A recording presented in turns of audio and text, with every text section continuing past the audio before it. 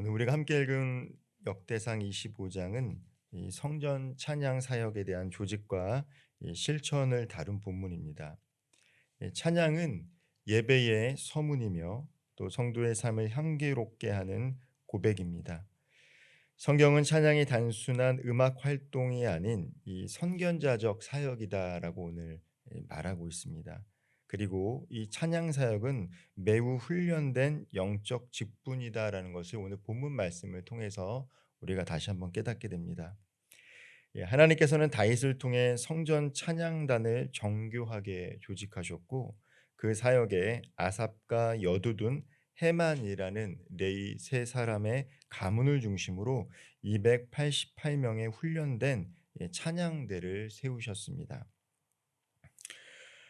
먼저 이 찬양은 하나님의 뜻 안에서 세워진 이 예언, 이 선견 사역이다라는 것을 오늘 본문을 통해서 우리는 다시 한번 깨닫게 됩니다. 이 본문 1절과 3절은 다윗 왕이 군대 지휘관들과 함께 아삽, 헤만, 여두둔의 자손들을 세워 이 수금과 비파와 재금을 잡아 신령한 노래를 부르게 했다라고 합니다.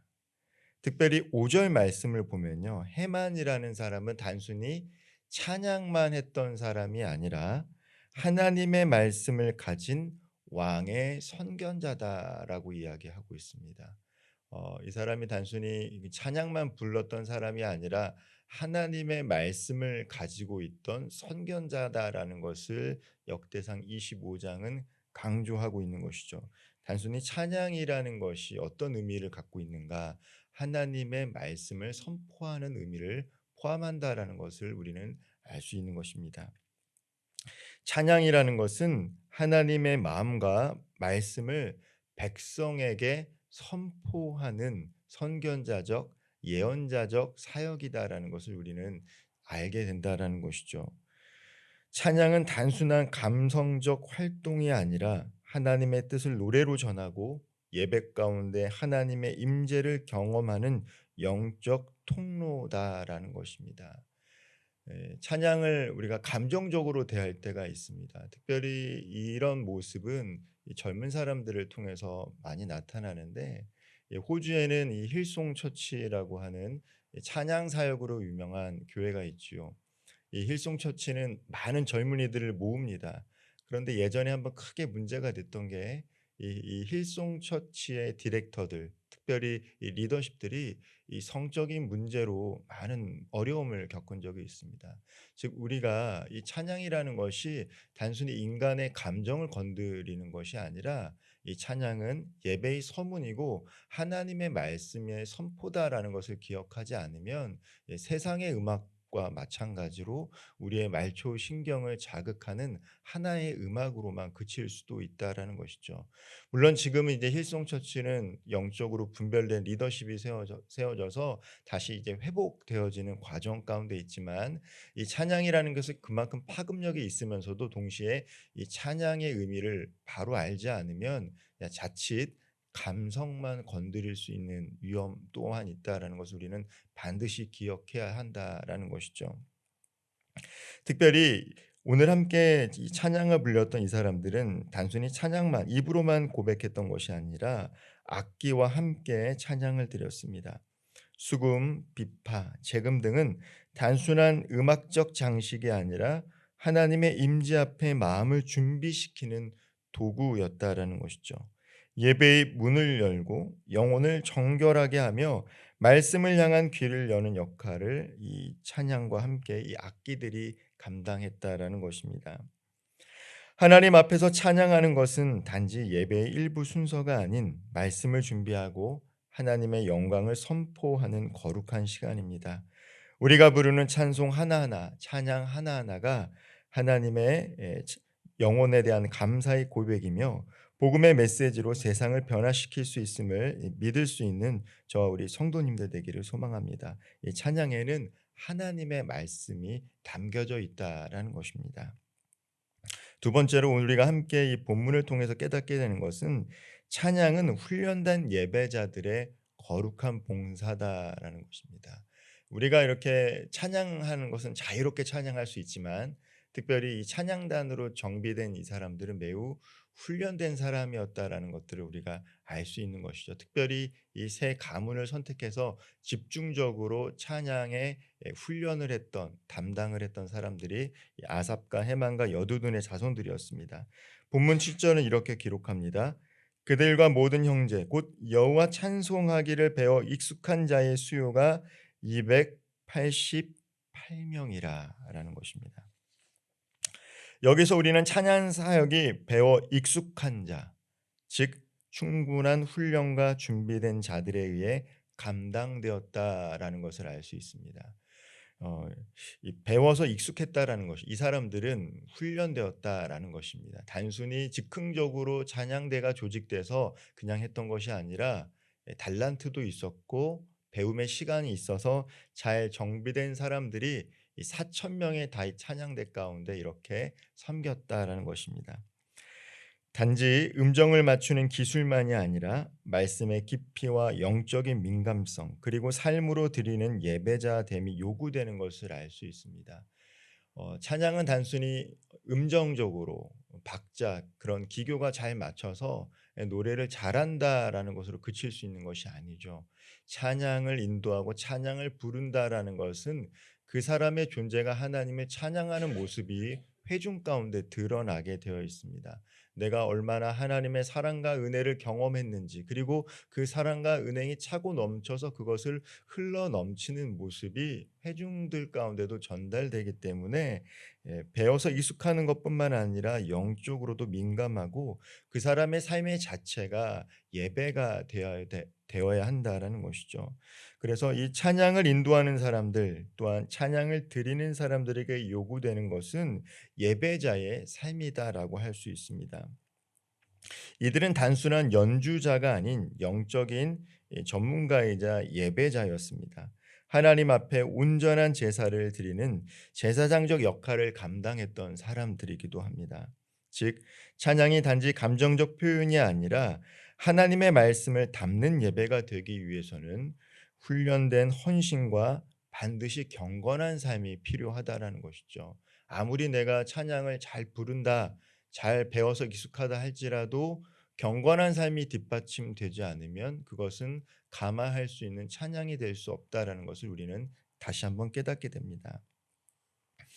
마지막으로 오늘 본문을 통해서 우리가 유의 깊게 봐야 될 것은 찬양은 신앙을 계승하는 가정의 유산이 될 수 있다라는 것입니다.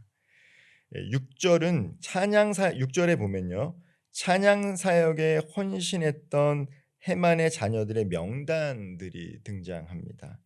특히 오늘 본문에서 해만은 14 아들과 세 딸이 찬양 사역에 함께 동참했다라고 기록합니다.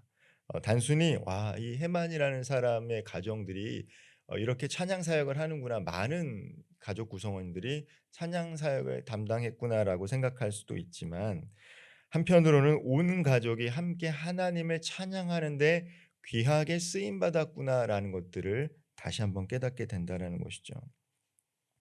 오늘날 우리 교회 위기 가운데 하나는 가정에서 예배가 사라지는 데 있다라는 것입니다. 많은 분들이 이제 교회를 다니지만 또 자녀들이나 손자녀들이 이제 교회를 다니지 않는 경우, 교회를 안 나가는 것이 아니라 이제 믿음을 잃어버린 경우들이 있다라는 것이죠. 하나님을 예배하는 삶이 가정에서 이루어지지 않는다라면 교회의 다음 세대는 흔들릴 수밖에 없습니다. 이제 많은 분들이 이제 자녀들의 신앙을 교회에만 이렇게 맡기는 경우들이 있죠. 일주일에 가서 1시간 되지 않는 예배와 30분이 되지 않은 공각 공부로 그 자녀들의 신앙을 책임지기에는 참 어려움이 있습니다. 매일의 삶 가운데서 하나님의 말씀을 들려주고 기도하고 찬양하는 모습을 보여주지 아니하면 우리 자녀들이 주님을 따를 수가 없는 이 세대 가운데 있습니다. 최소 평균적으로 2시간 이상 스마트폰을 하는 이 세대 가운데 거기에 상응하는 말씀과 기도가 있지 않으면 그들을 사로잡고 있는 견고한 진을 깨트릴 수 없다라는 것이죠. 가정에서 이루어지지 않으면요, 교회 다음 세대는 흔들릴 수밖에 없다라는 것입니다. 하지만 본문은 우리에게 믿음의 가정, 예배하는 가정, 찬양하는 가정이 얼마나 복되고 귀한지를 보여줍니다. 아까 앞서 말씀드렸지만 해만은 하나님의 말씀을 가진 왕의 선견자였습니다. 말씀으로 자녀들을 아마 양육했을 것입니다. 그리고 나팔을 부는 자로 예배와 메시지를 자녀들에게 전했을 것입니다. 그의 자녀들은 아버지의 지휘 아래서 가정에서부터 하나님을 자연스럽게 찬양하는 모습을 보고 배웠고, 또 이것이 되었기 때문에 그 288명 가운데 정교한 예배자로 부름받아 쓰임받을 수 있었다는 것이죠. 이 장면은 단지 조직을 넘어 한 가정이 하나님께 온전히 헌신된 예배자의 모습을 보여줍니다. 우리가 가정에서 자녀들과 함께 찬양하고 예배드리는 것은 단지 교육이 아닌 영적인 유산을 심는 것이다라는 것을 우리는 기억해야 될 것입니다. 짧지만 말씀 한 구절을 읽고 기도하고 말씀을 통해서 깨닫는 것을 나누는 시간이 매우 중요하다라는 것이죠. 우리 부모님이 생각하는 하나님에 대해서 나누고 하나님을 찬양하는 모습을 함께 나눌 때 자녀들은 자연스럽게 그것을 보고 배우고 체험할 수 있다는 것입니다. 자녀에게 물려줄 가장 귀한 것은 하나님을 찬양하는 삶의 본이며, 그 삶을 통해 세대가 이어지는 신앙의 계보가 만들어지기 때문입니다. 말씀을 마무리하겠습니다. 오늘 본문을 통해 우리는 찬양 사역이 얼마나 철저히 준비되고 조직되었는지를 다시 한번 깨닫게 됩니다. 찬양은 하나님의 말씀의 뜻을 전하는 선견 예언 사역이고, 찬양은 훈련된 예배자의 거룩한 봉사이며, 찬양은 믿음을 가정에 계승하는 귀한 유산이다라는 것을 알게 됩니다. 오늘 우리의 찬양이 단순한 노래가 아니라 하나님의 말씀을 담은 고백, 성령이 역사하는 기도, 삶으로 드려지는 예배가 되기를 소망합니다.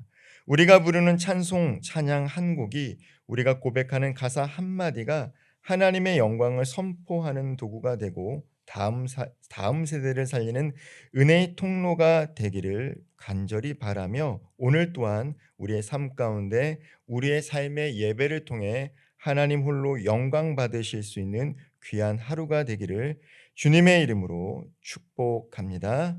기도하겠습니다. 하나님 아버지, 찬양을 통해 주님의 영광을 선포하게 하시니 감사합니다. 우리의 입술만이 아니라 삶 전체가 하나님을 찬양하는 산 제사가 되게 하여 주옵소서. 오늘 말씀처럼 훈련된 마음과 정결한 영으로 주님을 예배하게 하시고, 가정 안에서도 찬양이 끊이지 않게 하시며 믿음의 유산이 대대로 흘러가게 하옵소서. 찬양을 통해 주님의 뜻이 이 땅 가운데 선포되게 하시고, 우리 교회와 가정이 하나님을 예배하는 거룩한 공동체가 되게 하여 주옵소서. 예수님의 이름으로 간절히 기도하옵나이다. 아멘.